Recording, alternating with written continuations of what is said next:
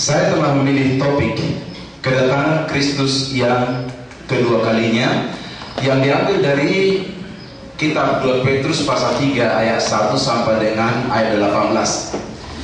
Sebagai orang Kristen, saya kira momen ataupun kesempatan inilah kesempatan yang paling kita tunggu-tunggu, dengan alasan bahwa sesudah kesempatan ini, tanggung jawab kita sebagai orang Kristen akan selesai. Jikalau saya bertanya kepada kita, apakah kita masih takut mati? Ada yang takut mati? Ada? Oh, baik. Kalau misalkan kita mengatakan bahwa kita takut mati, bagaimanapun juga supaya kita masuk ke surga yang merupakan tempat yang kita idam-idamkan, kita harus mati.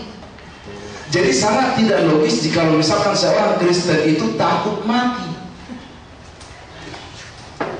Jangan sampai kita takut mati karena kita terpaksa, dalam arti aduh Yesus Kristus datang jadi tidak ada pilihan.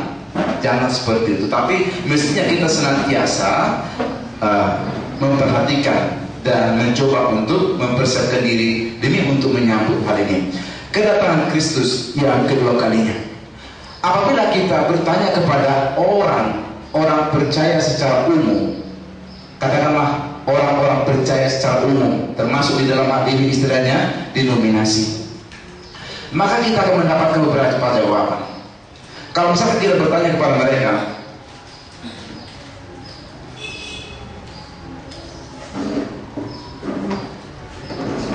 kok nggak lancar lagi nih? Ini sangat ringan, pengennya yang sangat ringan, kok termasuk aniaya ini, jangan dikatakan ini aniaya.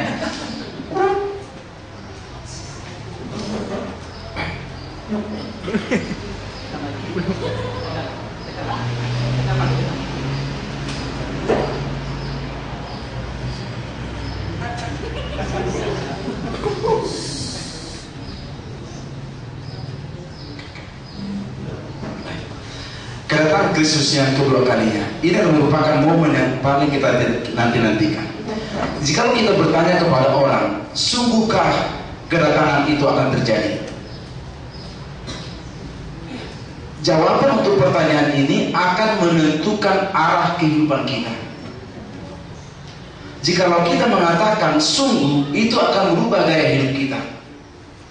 Tetapi pada umumnya apabila kita bertanya kepada orang, sungguhkah Yesus Kristus akan datang kembali? Maka respon orang, ada yang bingung, saya tidak tahu. Nah biasanya respon orang yang mengatakan saya tidak tahu, biasanya mereka mempunyai ekspresi seperti ini, bingung. Nah tetapi firman Tuhan telah memberikan kepada kita bahwa janganlah kita bodoh. Hanya orang yang tidak mau belajar yang bodoh. Oleh sebab itu apabila ada di antara orang Kristen yang masih bingung tentang kedatangan Kristus yang kedua kalinya, maka dia termasuk dikategorikan bodoh. Biasanya kalau dia bingung, maka apa yang terjadi? Dia akan menerima informasi apa saja, tidak ada pegangan hidup. Itulah tipe-tipe orang yang bingung. Tetapi jikalau kita belajar, saya yakin kita akan menjadi pintar sehingga sampai kita mempunyai pegangan yang kokoh. Lalu kemudian kelompok orang yang kedua, masa bodoh. Dalam arti kalau kita bertanya kepada mereka, mungkinkah kedatangan Kristus yang kedua kali terjadi? Masa bodoh lah, mau datang. Nah, biasanya ekspresi orang memberikan jawaban seperti ini dia.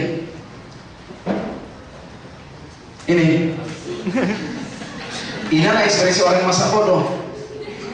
Enjoy life saja, apapun yang terjadi gak peduli, yang penting saya lakukan apa yang saya ingin lakukan.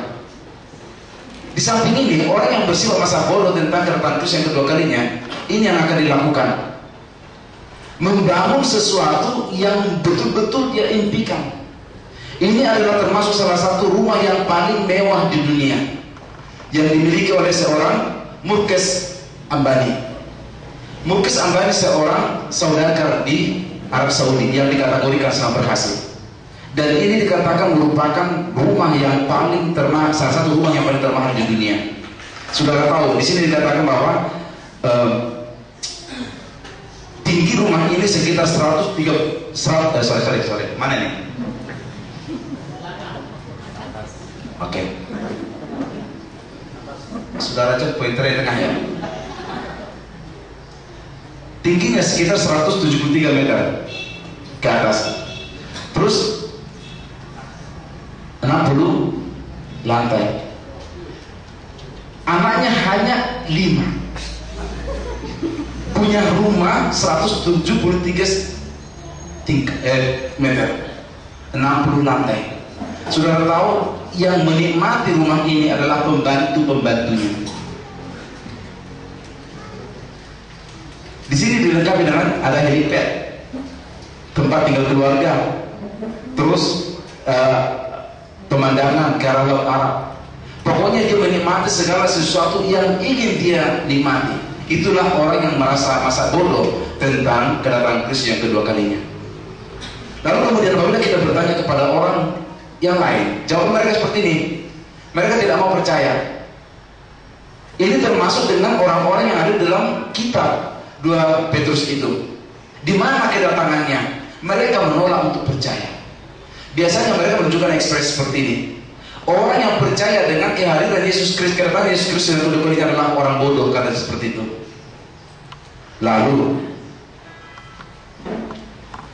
di dalam Kisah Rasul pasal 23 8, salah satu di antara sekte orang Yahudi yang disebutkan dengan orang Saduki, mereka menolak tentang kebangkitan, mereka menolak tentang eksistensi malaikat-malaikat, dan juga mereka menolak tentang penghakiman. Dengan kata lain, hal ini semua ada hubungannya dengan kedatangan Kristus yang kedua kalinya. Dengan kata lain bahwa masih ada di antara kelompok orang Yahudi yang tidak percaya adanya kebangkitan, adanya malaikat, adanya penghakiman. Jadi sebab itu jangan sampai kita terpengaruhi oleh orang-orang Yahudi, dalam arti bahwa penghakiman itu ada, kebangkitan itu ada, dan itu akan terjadi pada waktu Yesus Kristus datang kedua kalinya.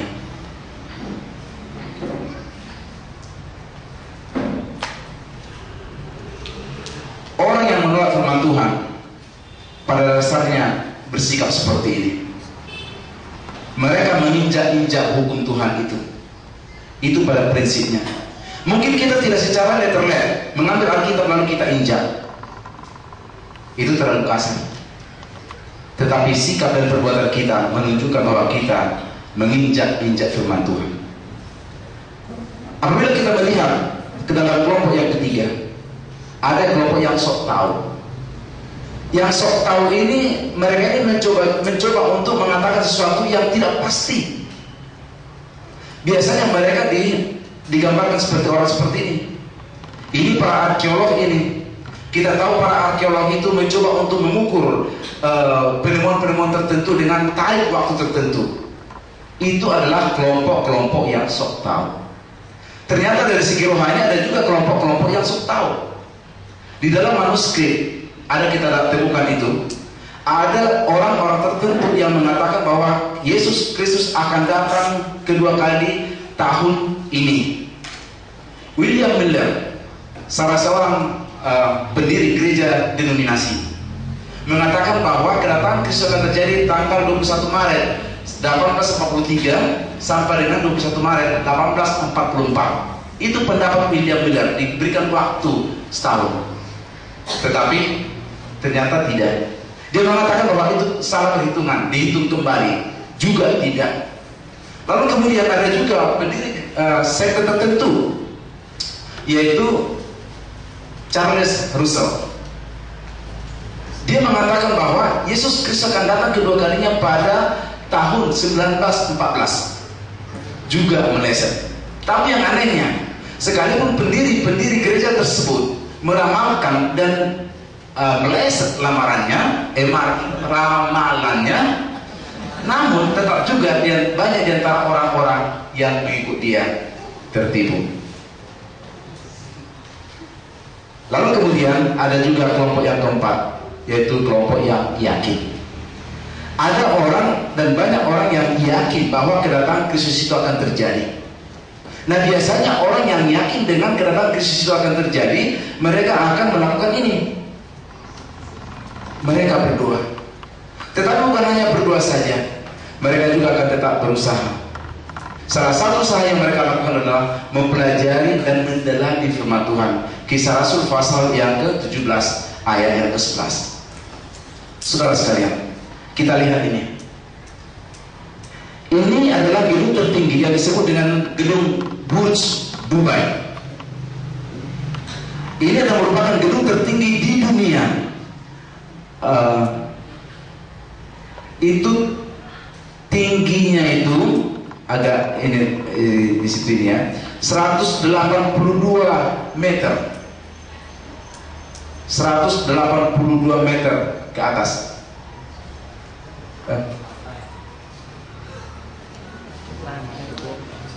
Sebentar dulu ya. Oh ya, 814 meter menjulang ke atas. Lalu kemudian dia terdiri dari 162 lantai.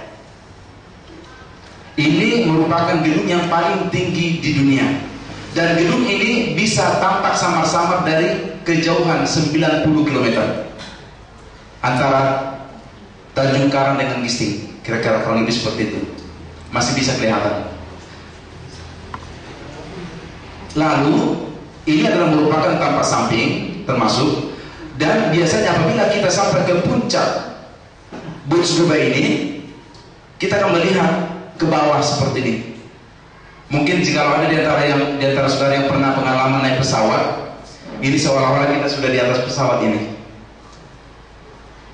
Nah sekarang pertanyaan adalah, apabila kita melihat gedung tinggi seperti ini atau gedung mewah seperti ini, apa yang datang dalam pemikiran kita?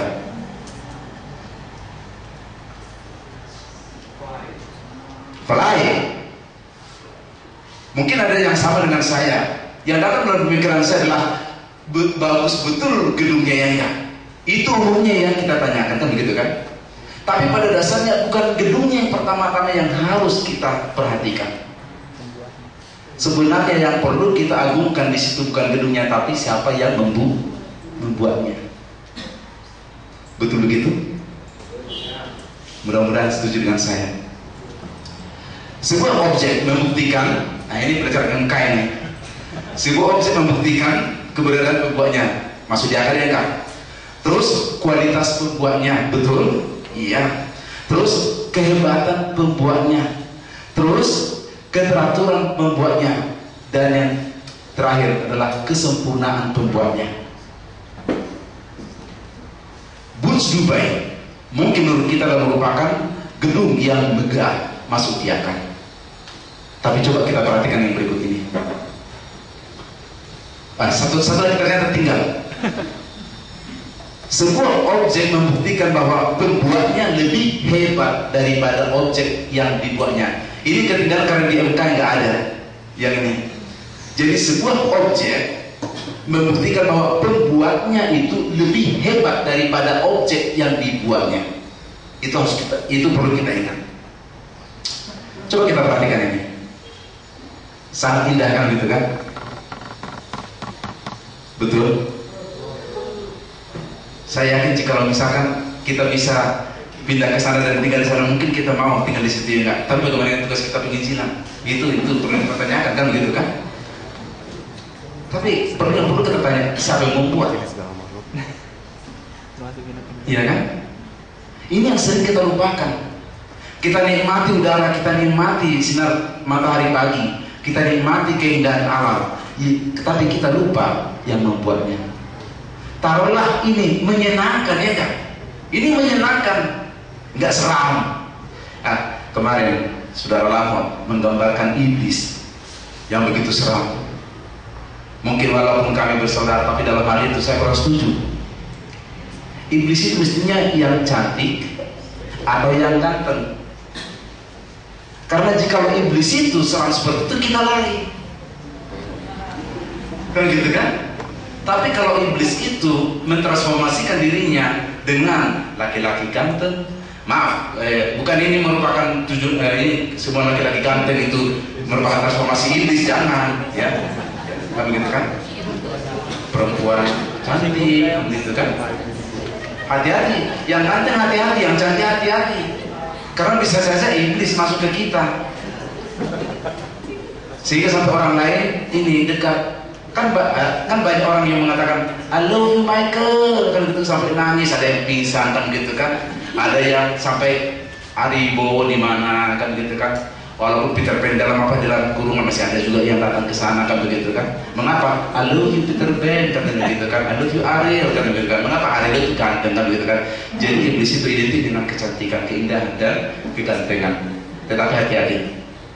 Nah, ini menyenangkan. Tapi coba kita lihat ini.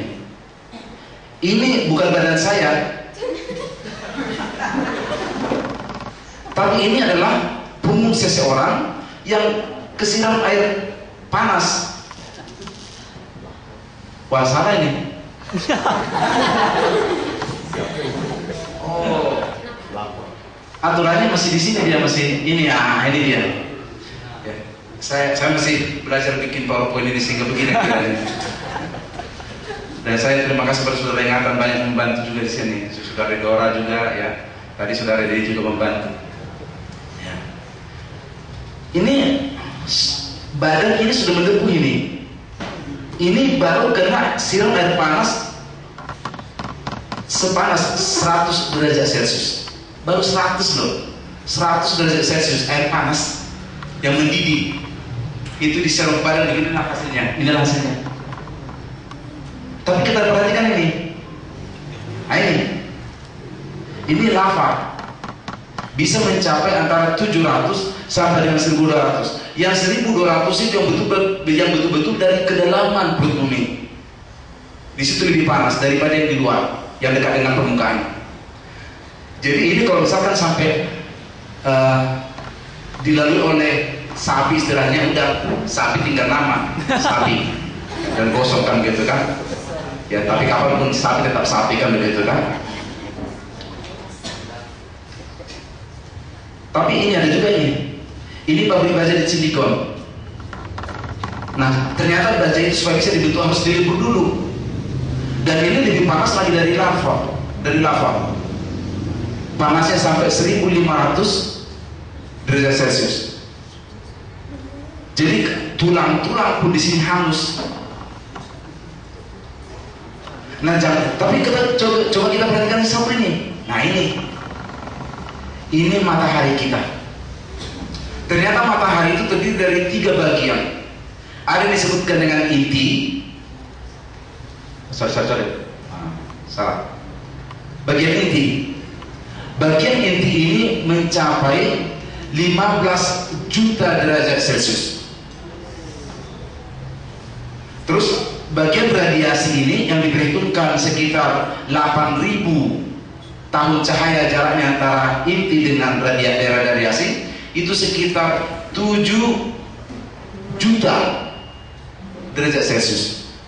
Terus bagian luarnya daerah konveksi itu sekitar 2 juta derajat Celcius.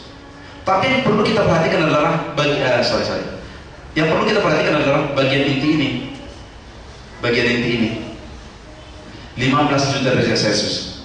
Sehingga tidak heran jika misalkan menurut para ahli, kalau matahari itu bergeser sekitar 3 mili saja dari porosnya lebih dekat ke bumi, bumi dikatakan hangus, masuk di akal. Dan bergeser 3 mm lebih jauh dari porosnya, bumi beku. Katanya sih begitu. Mengenai kenyataannya saya kurang tahu persis. Tapi jelas menurut ilmuwan seperti inilah keadaannya. Pertanyaan adalah, siapa yang bikin?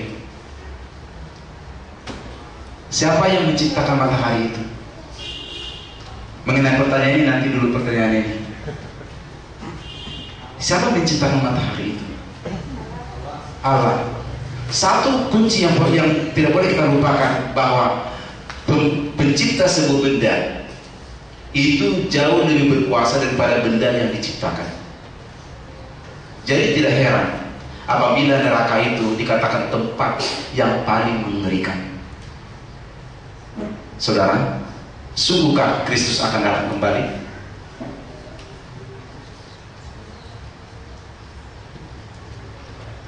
Jawabannya adalah ya, pasti.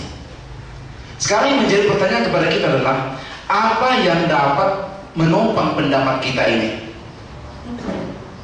Apa yang bisa membuat kita betul-betul yakin, berdiri kokoh bahwa Kristus itu memang akan datang kembali? Apakah itu hanya slogan sajakah? Ataukah memang betul-betul kita yakin? Jikalau itu hanya slogan saja ataupun keyakinan saja, oh dia akan datang kembali, maka gaya hidup kita akan naik. Tetapi jikalau kita mengatakan, oh ya, itu pasti akan datang kembali, apapun yang terjadi pasti akan datang kembali, itu akan merubah gaya hidup kita juga. Saudara, berikut ini kita perhatikan. Ada dua alasan mengapa kedatangan Kristus yang kedua kali itu pasti akan terjadi. Yang pertama, kedatangan Kristus itu sudah dinubuatkan. Sudah dinubuatkan. Apa yang dimaksud dengan dinubuatkan? Perhatikan, nubuatan adalah suatu pernyataan yang menyatakan apa yang pasti akan terjadi pada masa yang akan datang. Itu nubuatan.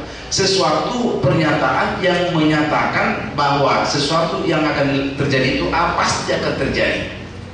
Pada umumnya yang memberikan nubuatan itu adalah Allah. Kalau Allah telah menubuatkan sesuatu, itu pasti akan dilakukan. Kenapa? Karena Allah itu maha kuasa. Apa yang sudah dinubuatkan oleh Allah pasti akan dilakukan. Jadi kedatangan Kristus itu telah dinubuatkan oleh orang-orang tertentu yang diilhami oleh Allah. Beberapa orang telah dikatakan dalam Alkitab, Daniel menubuatkan tentang kedatangan Kristus yang kedua kalinya.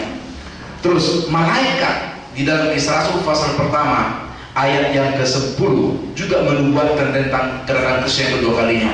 Paulus juga melakukan yang sama di dalam 1 Timotius pasal 4 ayat 16. Lalu kemudian Petrus di dalam 2 Petrus ini juga mengatakan hal yang sama. Di dalam 2 Petrus pasal 3 ayat 10 dikatakan bahwa Kristus akan datang kembali.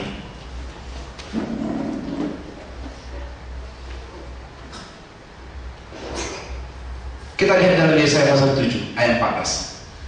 Di dalam Yesaya pasal 7 ayat 14, di situ telah dinubuatkan bahwa seorang perawan akan melahirkan seorang anak laki-laki. Sampai jam berapa sih?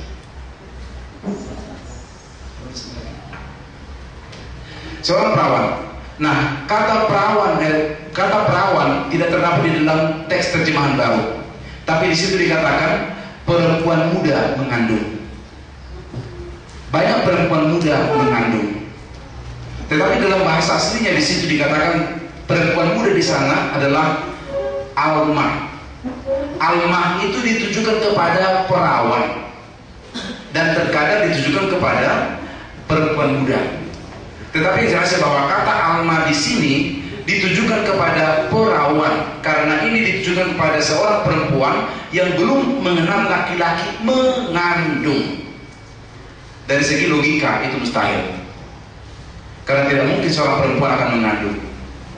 Menurut Dr. Boyke ini, ya, katanya keperawanan seorang perawan akan bisa hilang apabila terjatuh. Terus lalu kemudian bela diri, yang khususnya karate, yang ngangkang itu, nah itu bisa mengakibatkan kehilangan selaput darah bagi seorang perawan. Lalu kemudian tumburan beda tupul juga bisa menghilangkan perawanan seorang perawan. Jadi itu menurut Dr. Boyke. Tapi di sini Maria tidak pernah mengalami hal yang seperti itu. Dia adalah seorang perawan. Tapi karena Allah telah menubuatkan, kita lihat di dalam kitab Matius pasal 1 ayat 18-25, itu digenapi. Maria yang tidak mengenal laki-laki mengandung, lalu kemudian melahirkan seorang laki-laki, dan bukan hanya seorang laki-laki yang dinubuatkan di dalam kitab Yesaya sebagai anak yang dilahirkan oleh perawan ini, tetapi namanya juga dinubuatkan. Namanya disebut Immanuel. Dan di dalam dalam Matius pasal 1 ayat 23, nama putra perempuan atau perawan yang melahirkan seorang putra itu disebut Immanuel. Mengapa itu terjadi? Karena telah dinubuatkan. Lalu kemudian yang kedua, kedatangan Yesus Kristus yang kedua kali itu akan pasti. Mengapa? Karena Yesus sendiri sudah menjanjikan Kata janji adalah ucapan untuk menyatakan kesediaan untuk melakukan sesuatu. Jadi Yesus Kristus menjanjikan bahwa Dia akan datang kembali. Saya ingin supaya kita melihat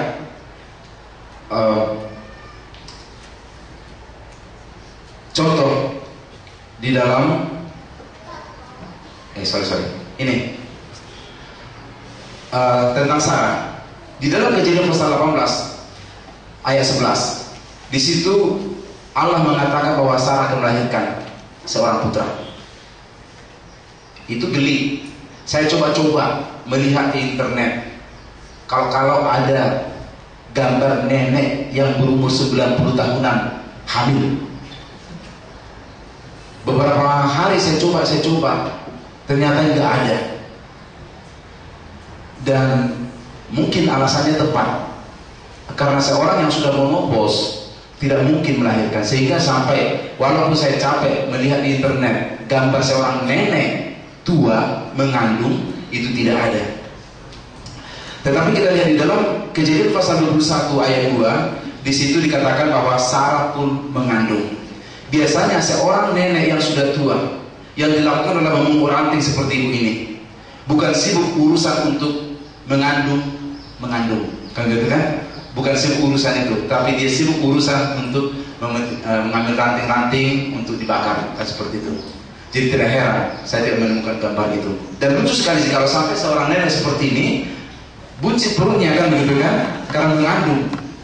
Nah, ada seorang nenek di kampung kami, sebenarnya dia tidak terlalu tua, baru sekitar umur 55 kalau saya nggak salah. Dia mengandung lagi dan malu keluar dari rumah. Padahal sebenarnya kan itu sah-sah saja, kan begitu kan.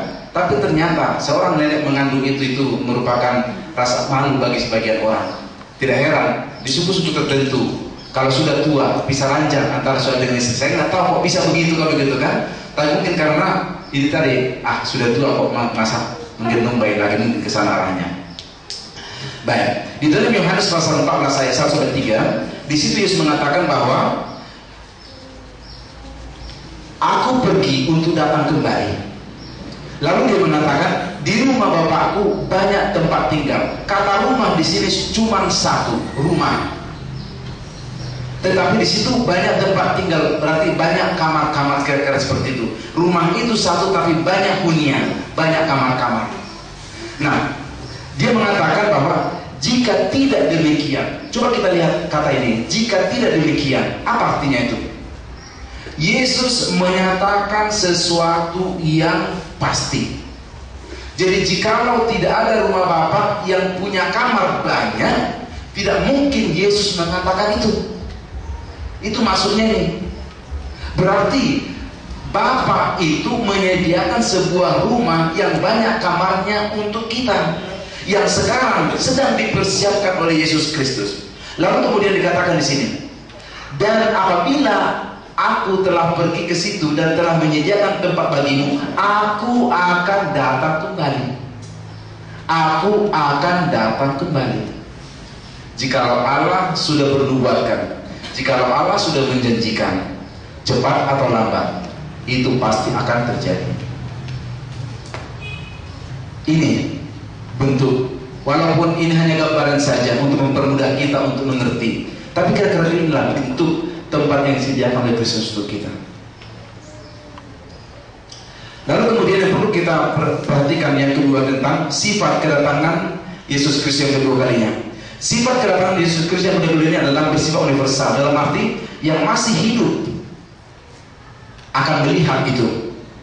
Lalu kemudian yang sudah mati akan bangkit dari kubur. Lalu kemudian sifat kedatangan itu bersifat rahasia, dalam arti tidak ada yang tahu kapan kedatangan itu akan terjadi. Tetapi walaupun tidak ada orang yang tahu kapan kedatangan itu akan terjadi, namun kedatangan itu akan tetap terjadi. Dan di dalam Matius pasal 24, banyak orang-orang yang mengatakan bahwa cerita di dalam Matius pasal 24 ayat 1 sampai dengan ayat yang ke-35 bercerita tentang tanda-tanda kedatangan Kristus yang kedua kalinya.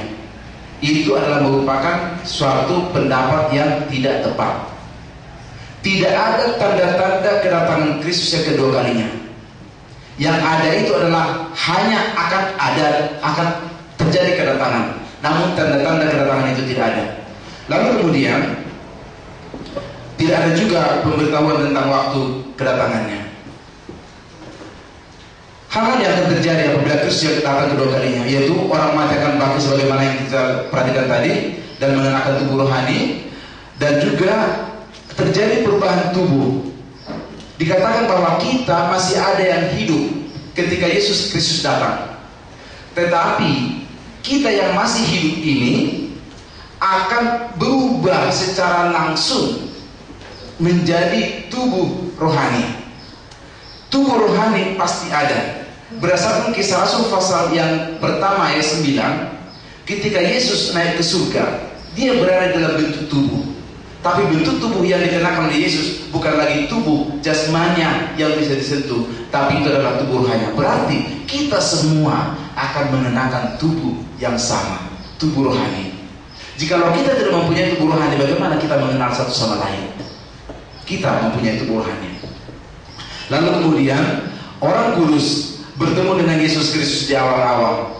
1 Tesalonika pasal 4 ayat yang ke-17. Kita akan bertemu dengan Yesus di awal-awal. Berarti Yesus tidak datang ke bumi. Yesus tidak menginjakkan kakinya di bumi. Mengapa Yesus tidak menginjakkan kakinya di bumi apabila datang kedua kalinya? Karena bumi akan lenyap. 2 Petrus pasal 3 ayat 10. Oleh sebab itu salahlah konsep orang-orang yang percaya dengan kerajaan 1000 tahun. Mereka mengatakan bahwa apabila Yesus datang kedua kalinya, Yesus datang untuk mendirikan kerajaannya di Yerusalem selama 1000 tahun. Sementara di dalam Matius pasal yang ke-24, yang menurut mereka adalah tanda-tanda kedatangan Yesus Kristus yang kedua, tanda-tanda kedatangan Yesus Kristus yang kedua kalinya, dikatakan dalam ayat 15, apabila kamu sudah melihat tanda ini, larilah kamu ke gunung.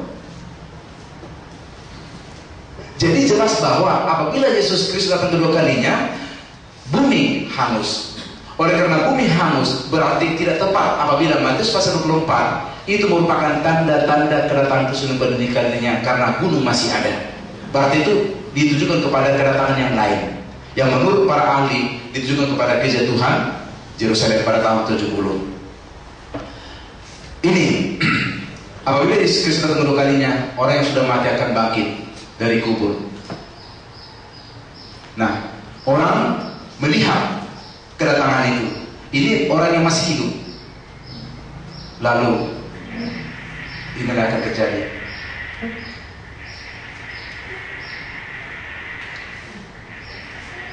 Tadi saudara Dedi telah memasukkan suara trompet sebenarnya, tapi somehow suara trompetnya hilang dan yang ada tepuk tangan.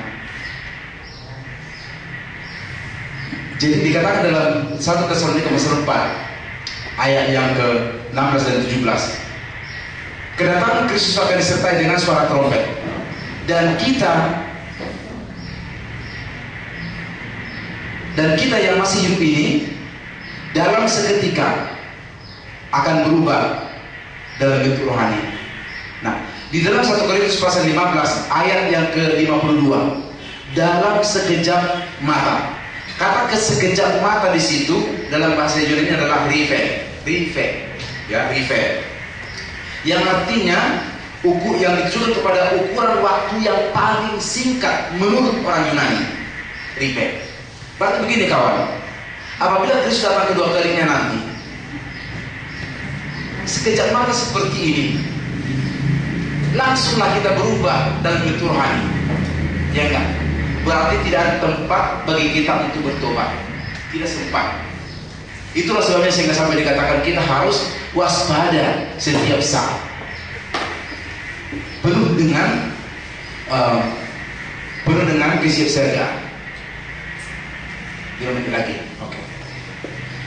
Nah, dari sini jelas kita ketahui bahwa Yesus Kristus pasti akan datang. Oleh karena dia pasti akan datang, apa yang harus kita lakukan? Petrus menasihatkan di dalam 2 Petrus pasal 3 ayat 8 supaya kita menggunakan waktu untuk bertobat. Bertobatlah kamu, kata Petrus. Saudaraku, Allah itu tahu bahwa apabila kita sudah dibaptis, akan ada waktunya bagi kita untuk jatuh kembali. Kelemahan kita variatif atau bermacam-macam. Tetapi intinya di sini adalah apabila kita jatuh ke dalam dosa, jangan tetap berada di dalam dosa. Usahakan pergunakan waktu untuk bertobat. Bertobatlah kamu, kata seperti itu. Dan Allah kita tahu bahwa kita ini objek yang lemah. Tetapi marilah kita setia kepada Tuhan, mencoba untuk mempergunakan waktu yang ada untuk bertobat. Karena apabila Allah itu mengharapkan kita itu 100% murni terus sesudah dibaptis, tidak akan ada kata bertobat sesudah dibaptis. Tetapi kita tahu bahwa di dalam 1 Yohanes pasal 1 ayat 8 dan 9, apabila kita jatuh ke dalam dosa dikatakan, kita pergunakanlah waktu bertobat dan memohon pengampunan, maka Allah itu akan mengampuni kita. Jadi bertobat, karena kedatangan itu pasti akan terjadi. Yang kedua, jangan menumpuk kekayaan dengan dasar tidak jujur di bumi. Itu terdapat dalam 2 Petrus pasal 3 ayat 10. Di situ dikatakan bumi ini akan lenyap. Investasi, kita boleh investasi, tetapi demi untuk investasi kita kurangi persembahan kita, itu salah betul. Ketika Yesus Kristus memberikan makan 5.000 orang, sisa berapa itu? 12 keranjang. Apa dikatakan Yesus? Kumpulkan. Untuk apa? Untuk nanti, enggak. Jadi salah kita invest? Tidak salah. Tapi jangan demi invest kita kurangi apa yang seharusnya milik Allah. Itu yang perlu kita perhatikan. Mengapa demikian? Karena bumi ini akan bagaimana? Akan lenyap. Lalu yang ketiga, memelihara kehidupan yang suci. Ini berhubungan dengan yang pertama. Kita usahakan tetap memperhatikan dosa yang kita lakukan. Apabila kita berdosa, jangan buang-buang waktu. Pergunakan waktu yang ada untuk bertobat. Karena itu yang dikehendaki oleh Allah dari kita. Saudara sekalian, rumah kita menunggu kita. Suatu saat raja di atas raja akan menyambut kita di awan-awan. Kita hargai sambutannya, kita hargai panggilannya. Dunia ini adalah tempat sementara bagi kita. Tempat tujuan kita ada di surga.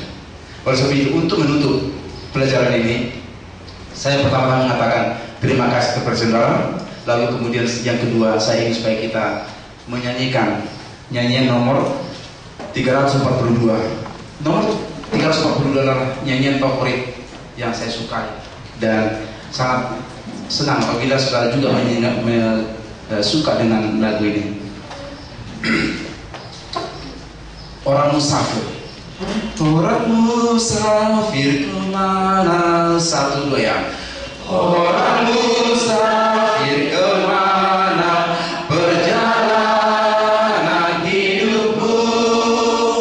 Ku menuju ke istana Raja surga Tuhanku. Di lembah, di gunung tinggi, lewat gurun padang sunyi, jalannya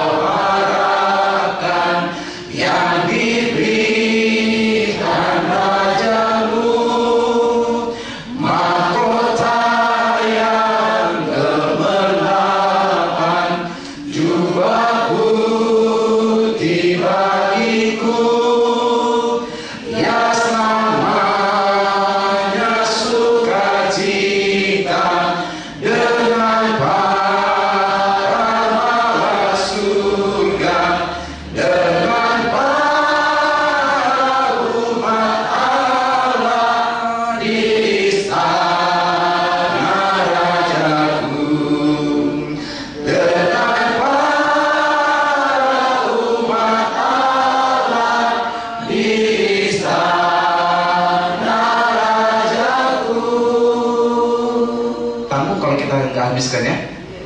Kita habiskan satu lagi. Kami jujur, 1, 2 ya. Kami jujur